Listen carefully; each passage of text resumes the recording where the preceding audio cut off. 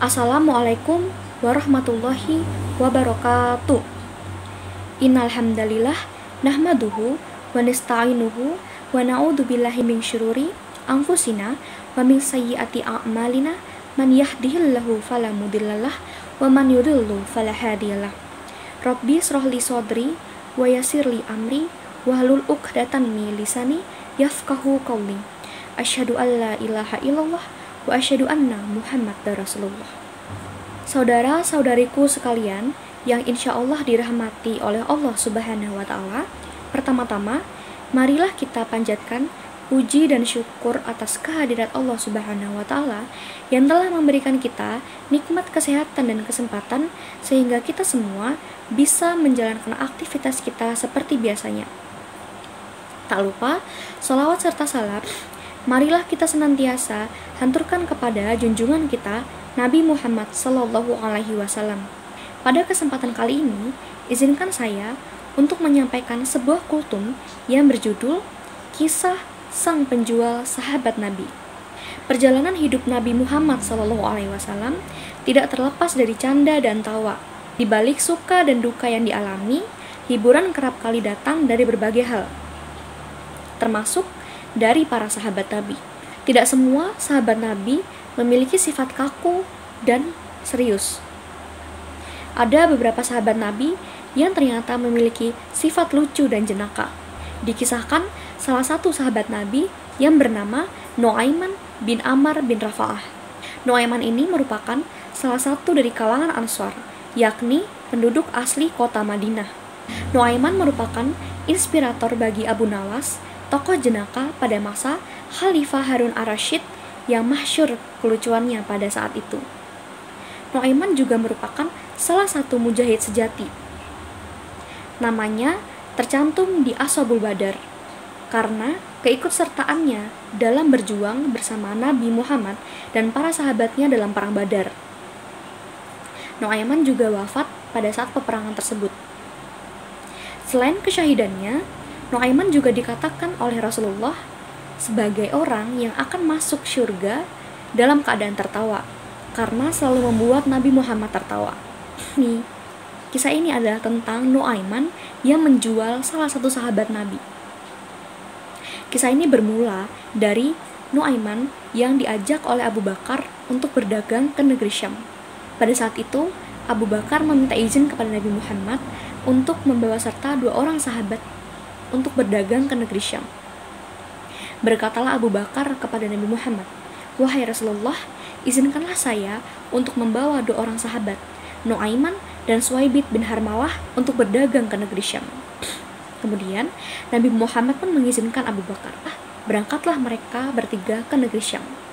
Sesampainya mereka di sana, Abu Bakar pun mulai membagikan tugas, dan Suwaibit mendapatkan tugas untuk menjaga perbekalan mereka selama mereka di sana, karena Suwaibit itu terkenal akan keamanahannya.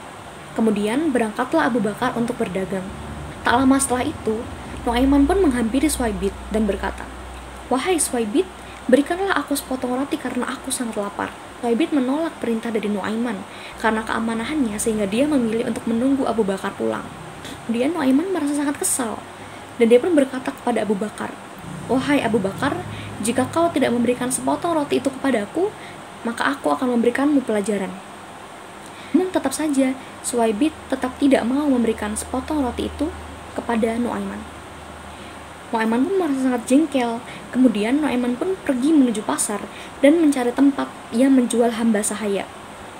Sesampainya Nu'aiman di pasar dan menemukan tempat tersebut, Nu'aiman pun bertanya kepada penjual berapa harga hamba-hamba sahaya ini.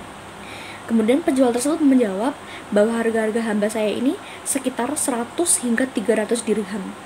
Kemudian Nu'aiman pun berkata kepada penjual hamba saya, "Aku punya hamba saya dan aku akan menjualnya sebanyak 20 dirham saja. Murah kan?" Kemudian penjual hamba saya itu merasa heran, kenapa murah sekali? Bahkan orang-orang pun mulai berkumpul dan mempertanyakan perihal hamba sahaya milik Nu'aiman. Nu'aiman berkata bahwa hamba sahaya sangat murah karena hamba sahayanya itu memiliki aib, yaitu hamba sahayanya tidak akan mengaku sebagai hamba saya dan dia akan mengaku sebagai orang merdeka. Kemudian semua orang penasaran, Nuaiman pun akhirnya menggiring mereka menuju hamba sahaya Nuaiman, yang tak lain dan tak bukan adalah Suwaibit bin Harmalah. Jadi, Nuaiman ini menjual Suwaibit kepada mereka. Setelah itu, Nuaiman pun mendapat uang sebanyak 20 dirham, bersamaan dengan Suwaibit yang dibawa oleh mereka untuk dijual. Kemudian, Suwaibit pun berteriak-teriak, "Aku bukanlah hamba sahaya, aku adalah orang merdeka, lepaskan aku." Teriakan Suwaibit itu ditanggapi oleh mereka, dan mereka pun berkata, kami tahu kelemahanmu, dan tetap membawa Suwaibit menuju pasar untuk dijual. Jadilah Nuaiman akhirnya memiliki uang 20 dirham. Uang hasil dia menjual Suwaibit itu dia pakai untuk membeli makanan, membeli minuman, bahkan membeli hadiah untuk Rasulullah. Pulangnya Abu Bakar dari berdagang, dia mendapati Suwaibit tidak ditemukan dimanapun. Kemudian Abu Bakar pun bertanya kepada Nuaiman, "Wahai Nuaiman, di mana Abu Bakar?" Dengan kejujuran Nuaiman pun berkata kepada Abu Bakar, "Suwaibit sudah saya jual, wahai Abu Bakar." Kemudian Abu Bakar yang mendengar hal itu pun lantas tertawa dan menanyakan apa yang sebenarnya terjadi.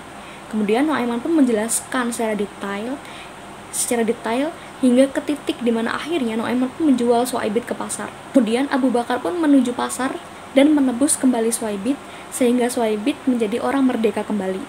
Setelah kepulangan mereka ke Madinah, akhirnya kisah ini pun diceritakan kepada Nabi Muhammad SAW, yang membuat Nabi Muhammad tertawa hingga gigi gerahmnya terlihat oleh para sahabatnya. Hingga setahun berlalu, Nabi Muhammad selalu menceritakan kisah Nuaiman ini kepada setiap tamu yang berkunjung padanya. Dari kisah Nuaiman ini, kita bisa mengambil kesimpulan dari sikap Nabi Muhammad kepada Nuaiman. Yang pertama adalah memakluminya. Pada umumnya, Nabi Muhammad dan para sahabat itu memaklumi karakter kelucuan dari Nuaiman. Bahkan Rasulullah sendiri pun biasa saja ketika menjadi target kelucuan dari Nuaiman. Selama Nuaiman itu tidak menyalahi aturan agama, selama Nuaiman itu tidak menyimpang dari ajaran agama Islam, maka selama itu pula Nuaiman akan dimaklumi. Yang kedua adalah Rasulullah melarang sahabat Nabi untuk mencela Nuaiman. Tidak semua orang menyukai sikap Nuaiman. Ada pula yang tidak suka terhadap tingkah Nuaiman, ada pula yang membenci Nuaiman. Nah, mengenai hal ini, Rasulullah pun bersabda, "Janganlah kalian mencela Nuaiman. Sesungguhnya Nuaiman itu mencintai Allah dan Rasulnya." Cerita tentang Nuaiman ini memberitahukan kita bahwa Nabi Muhammad itu ternyata memiliki sifat yang ceria, mudah tertawa, dan tidak melulu bersikap resmi. Bahkan Nabi Muhammad pun sering bersenda gurau dengan para sahabat dan istri-istri. Akan tetapi, riwayat-riwayat seperti ini jarang sekali diedarkan. Kita sebagai pengikut Nabi Muhammad sudah sepantasnya untuk meneladani Nabi Muhammad. Kita menjauhi hal-hal yang dilarang oleh Nabi Muhammad, kemudian kita menyukai hal-hal yang disukai oleh Nabi Muhammad. Akan tetapi, kita sering melupakan satu hal, yaitu sikap humoris Nabi Muhammad.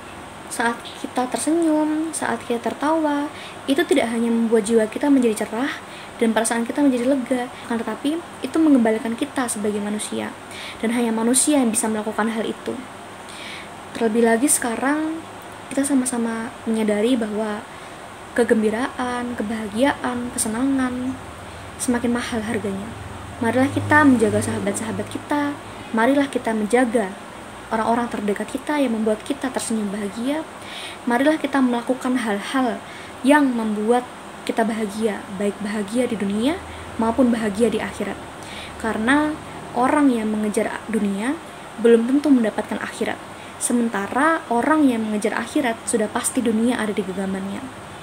Demikian kultum yang dapat saya sampaikan. Lebih dan kurangnya saya mohon maaf. Apabila ada kesalahan kata ataupun tindakan yang tidak berkenan, mohon dimaafkan, yang buruk ditinggalkan, yang baik diambil hikmahnya. Semoga kisah tentang Nuaiman ini dapat menjadi inspirasi bagi teman-teman santriwan-santriwati sekalian dan juga para penonton Persada UAD TV. Akhirun kalam, billahi taufiq wal hidayah. Wassalamualaikum warahmatullahi wabarakatuh.